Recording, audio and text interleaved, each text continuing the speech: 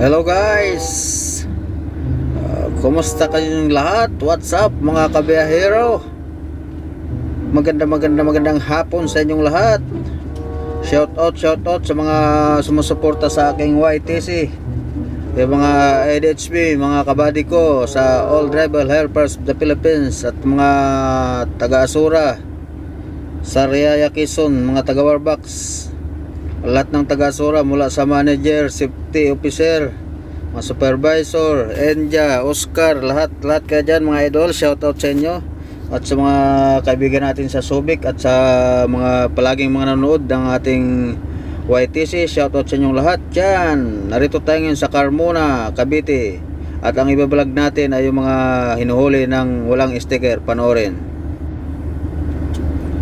Ayan mga kabiyahero, ayan, papunta tayo sa kalsada, lalapit tayo. Ayan, ito yung Governor Drive. Pag papunta kayo ng Dasmariñas, Cavite via GMA. Ayan, dadaan kayo rito sa Governor's Drive, Carmona, Cavite, papuntang GMA, Dasma.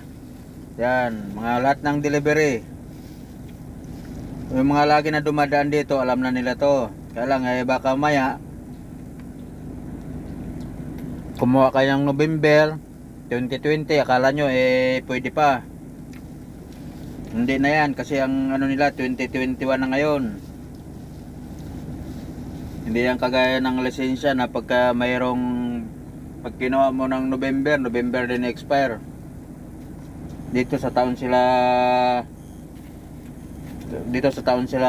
nagbabase. Kaya itong bago unit ko mula August, alam ko yung mga naumara ng sticker ng Cavite, hindi ako dumadaan kagaya rito ng GMA, kay Carmona.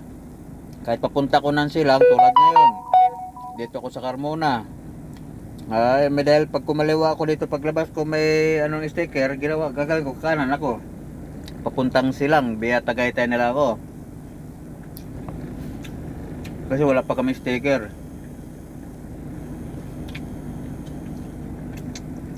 Abala lang kasi.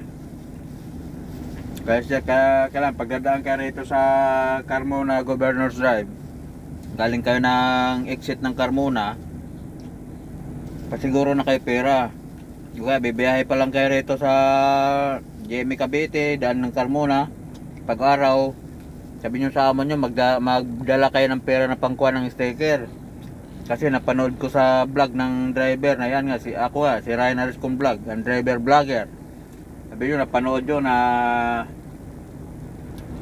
kahit November na kumuha ng sticker 2020, kailangan kumuha ngayon dahil 2021 na.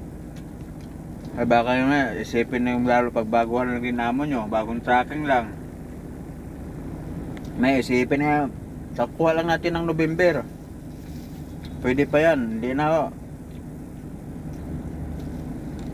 Kukuha na ulit kayo ng panibago ngayon. Kaya magpasiguro na magdala ng pera kung kuha ng sticker,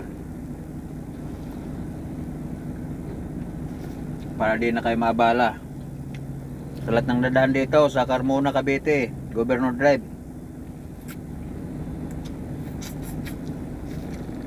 pa Maynila o pa Cavite kayo, lahat ng delivery, close van, truck, nahuli, walang sticker. Hindi ko lang natanong kung magkano yung sticker, kasi hindi naman dito ka sa amin kung opisina yung kumukuha, pero sabi nila nasa 700. Pasiguro na lang mga kabiyero para iwas sa bala. Pasimple ako pagkuha ng video kasi 'di ba mayroon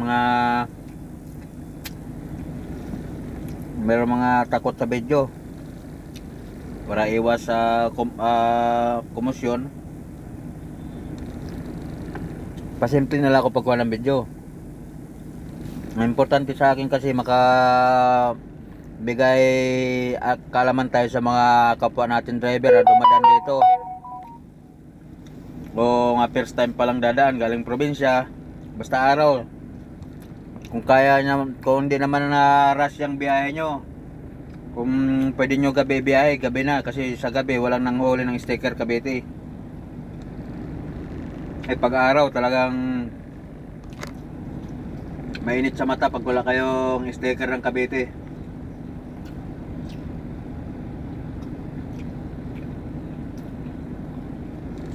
Mga galing probinsya, mga bihira lang pumunta rito o tagang first time lang napadaan dito sa lugar dahil sa narkila lang, pero delivery van ang dala. Kung pwede naman sa gabi, sa pagpagabi na lang kayo. Pero kung may budget kayo dyan pang anong sticker, atakbo na kayo. Haba kanina ng pila. Paglagpas nyo pa lang ng Walter Mart, pila na kanina eh.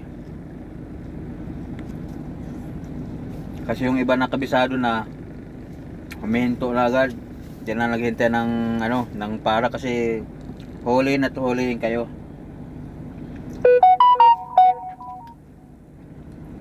Pag wala kayo sticker, kaya pa siguro na.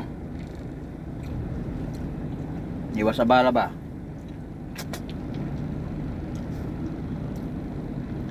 Para tuloy-tuloy pagyaman o paano guys? Ingat na lang tayo lagi. Hindi pa kayo nakapag-subscribe, subscribe na. Please click notification bell para updated kayo sa aking mga video. Yung mga vlog ko lang naman dito, yung mga tungkol sa biyahe dahil driver ako. Yun lang, salamat. Ingat tayo lagi. God bless.